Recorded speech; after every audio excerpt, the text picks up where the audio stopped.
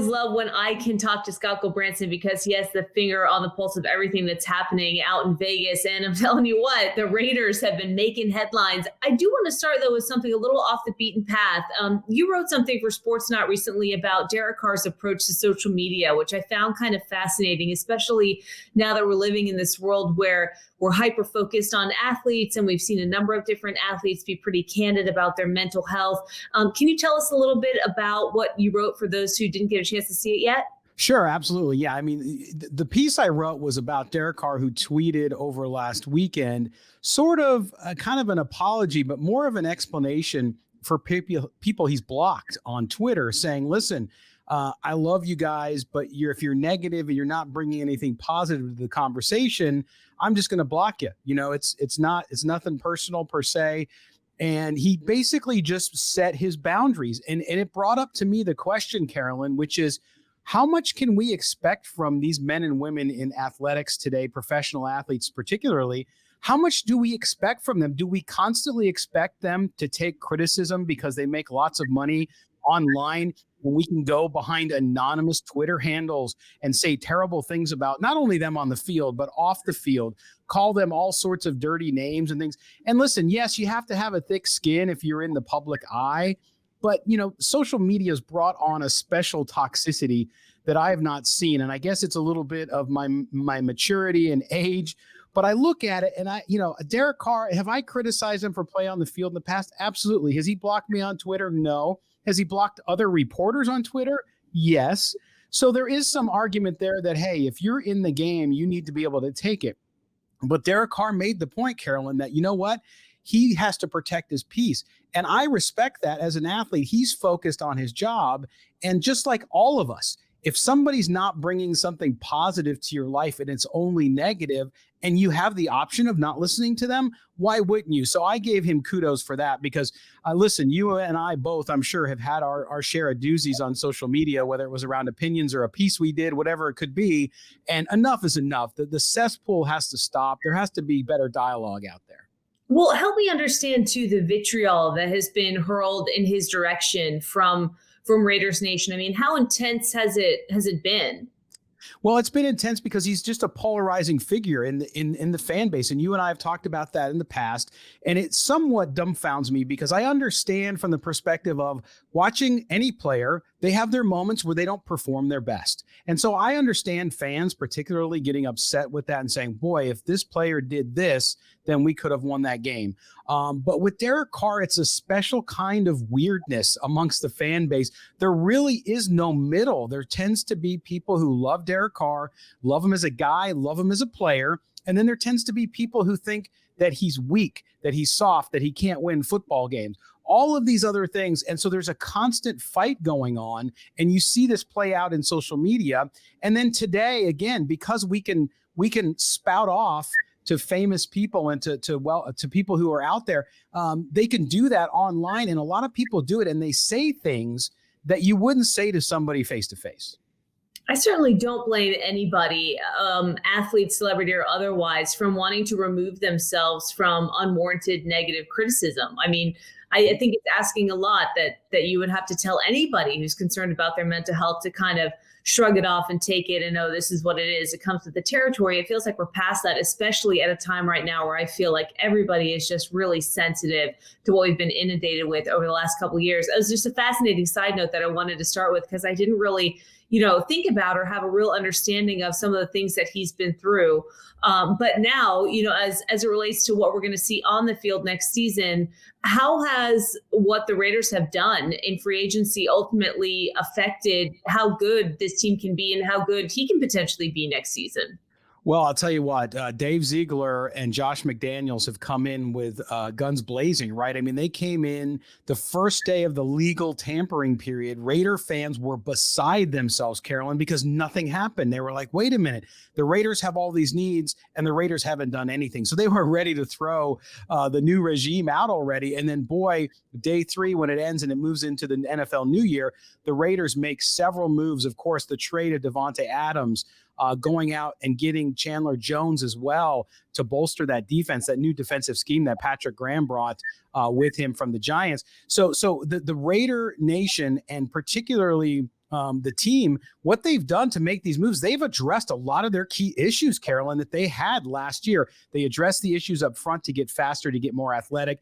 They addressed the wide receiver position. Not only did they sign Davante Adams, but they signed Demarcus Robinson from the Kansas City Chiefs as well, among others.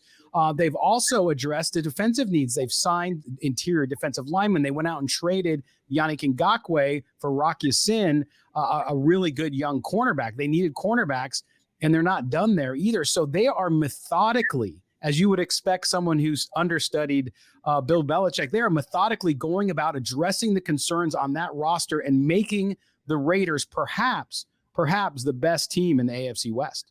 I was going to say, I mean, in an honest assessment, where do you think right now they stack up in the division? I mean, the moves that we've seen just a couple of days into free agency, the talent that is overloaded that particular division. I mean, it is going to be an absolute bar brawl, I feel like, to get to the top of that thing. People that I've spoken with here on Sportsnut are mixed about who they actually feel is the top team in that division now, even after the arrival of Davante Adams and some of the other pieces that you mentioned. I mean, are they the best team in the division, in your opinion?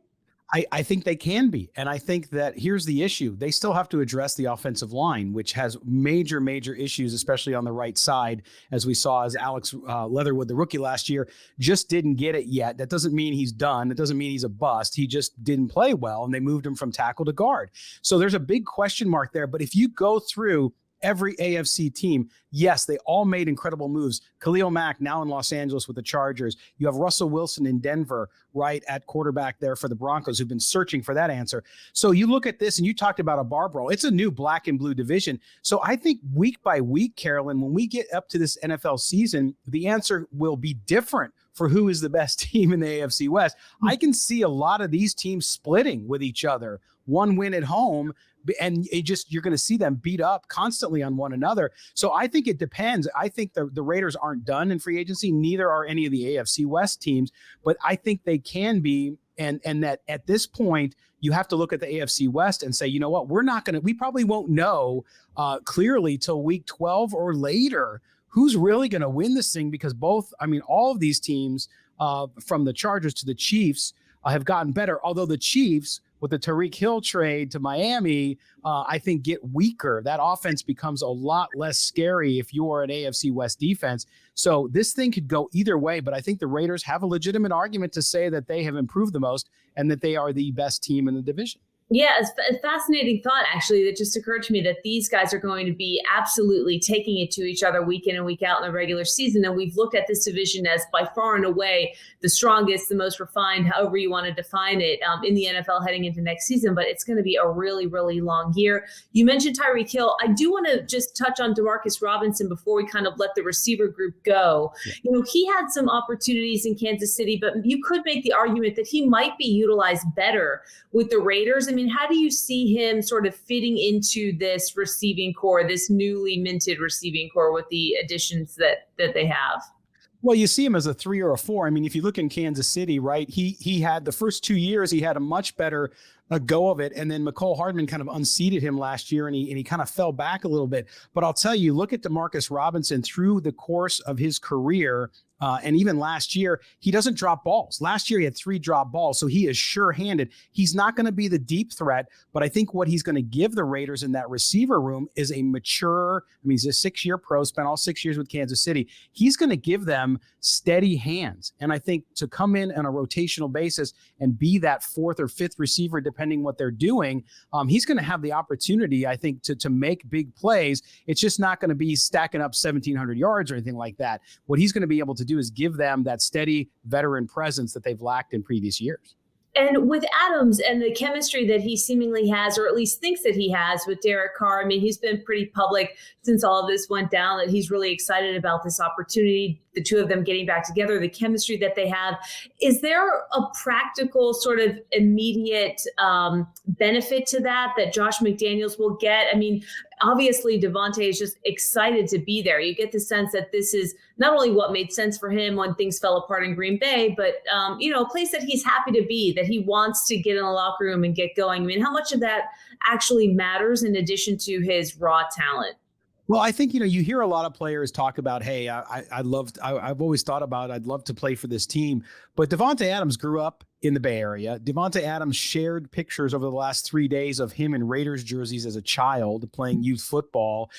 He wanted to be a Raider. He grew up a Raiders fan. Charles Woodson was one of his favorite players.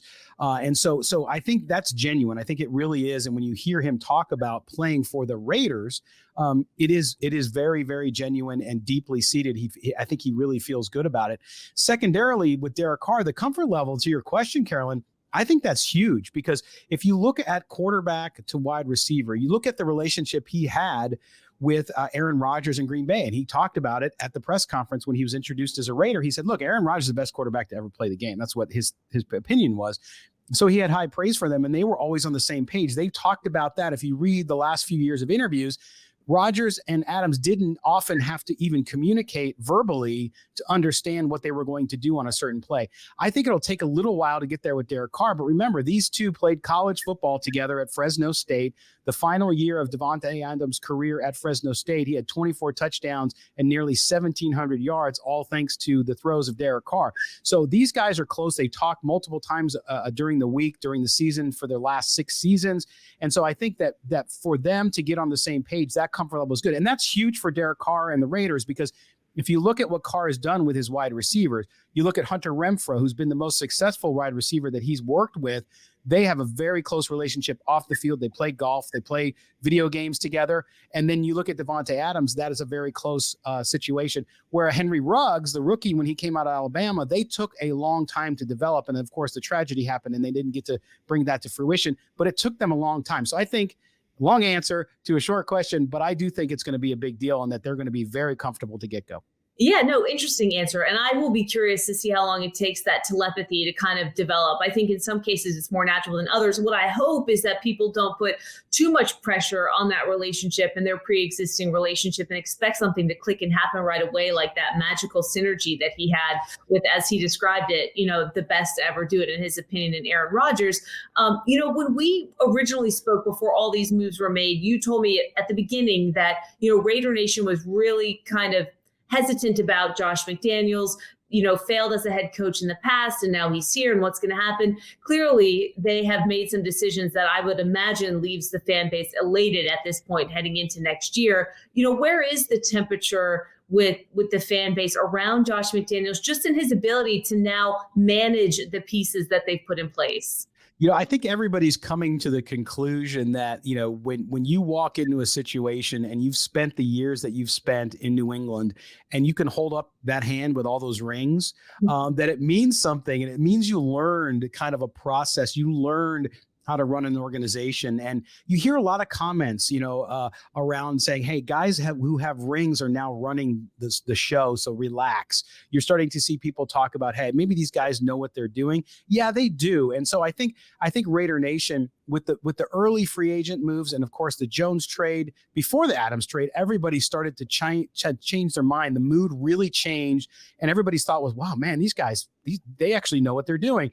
And then the Adams trade comes, and suddenly I think that was what just projected Raider Nation into honeymoon mode, with both Josh McDaniels and, of course, the GM, Dave Ziegler. So they're all in a very good place. It's just unfortunate because I think Raider fans, if they could, they would start the season tomorrow because they're ready to go, even though the Raiders still have a lot of question marks they got to deal with. But everything is good in Raider Nation. It's kind of the most peaceful I think I've seen it in a long time.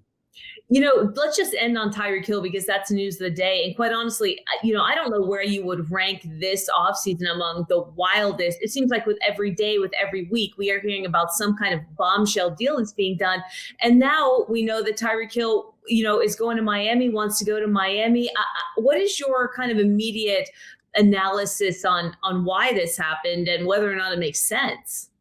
Well, I think 2 things. Number one, I agree with you, Carolyn. I think this is the craziest offseason we've seen, and we've just got started, right? So to me, all of these quarterbacks moving, these these Hall of Fame names being moved, players that you would never consider a team trading are getting traded. Adams, Hill, and you have Russell Wilson in Washington going to Denver. All of these things happening is just and is shaking, I think, people and saying, wow, this is incredibly crazy.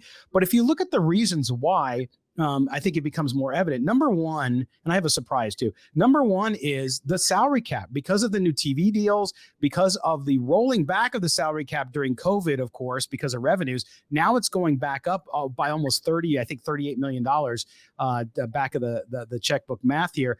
And so teams have more money. What's surprising to me about all of this is that you're just seeing these players go, and you're starting to see, despite great management by some teams of the salary cap, that when you go sign that generational quarterback like Patrick Mahomes in Kansas City, guess what happens? You get a generational type wide receiver. You might not be able to hold on to them if you can't pay them. And so I think guys are opting out and saying, you know, I got to get paid. This opportunity might not come along again. And so I'm willing to leave a situation where I've won a lot of games and it's a great situation for me to go for the money. So now Tyreek Hill goes from having one of the best quarterbacks in the NFL in Patrick Mahomes and who won a Super Bowl together, to Miami with Tua, where there's still a lot of question marks. So, it's shocking on so many levels.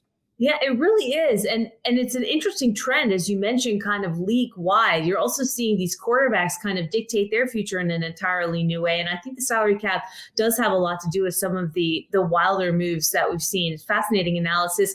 Scott, as always, great stuff from Raider Nation. Really have your finger on the pulse of what's going on out there. I can't wait for the season to get started, to be honest with you, because I want to see if this whole experiment works or not, but I feel like it's going to.